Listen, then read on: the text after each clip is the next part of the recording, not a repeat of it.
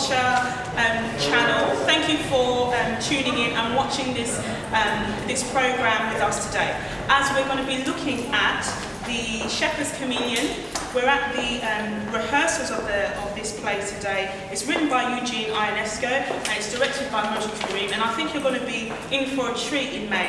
And I'm just going to introduce you to some of the cast members. I've got with me here Lucie today, who's playing Bartholomeus I. Yes. So, hello and welcome. How did you first get involved with doing how did you first get involved with doing the Shepherd's Chameleon? What was your initial? Well, I knew Moji, we went to university together, and she put this on at university, and I think she wanted to make it bring it down to London and do it on a bigger on a bigger scale. That's the word. Fantastic. So, yeah. Okay, that's really cool because, you know, for most people, especially, you know, from the Hart culture community, they may not be very familiar with Eugene Ionesco, or maybe classic plays such as these comedies. Yeah. So what do you think that they can expect? People that are into culture, people that are into arts. What kind of things can they take away from coming to see it? If you've not been to see an Ionesco play before, they're going to be in for a nice surprise anyway because it's a bit different.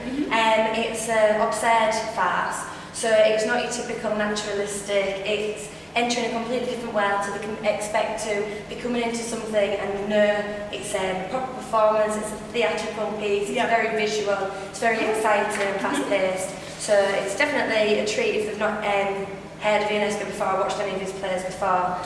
Well, it's quite, because thank you for giving us a little snippet a bit earlier on, because I saw you obviously playing Bartholomew first, and there's a lot, what we was talking about a bit earlier, lots of sensory, you said things like wordy, it was quite, it was looking at a sort of exploration of the subconscious, the things that are going on in his mind, and then you guys are sort of, the characters are almost like a personification of that.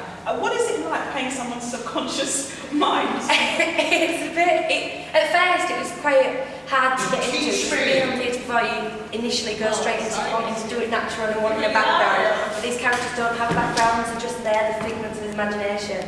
So, well, you were hypnotised. That should wake you up. You really think so? I should say, you're a great, big baby!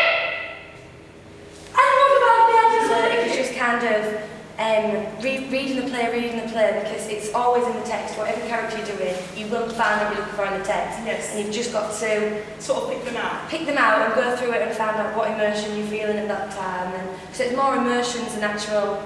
In the way I play it, do it on more emotions and thinking, right, this is a real person, I need to do it like this.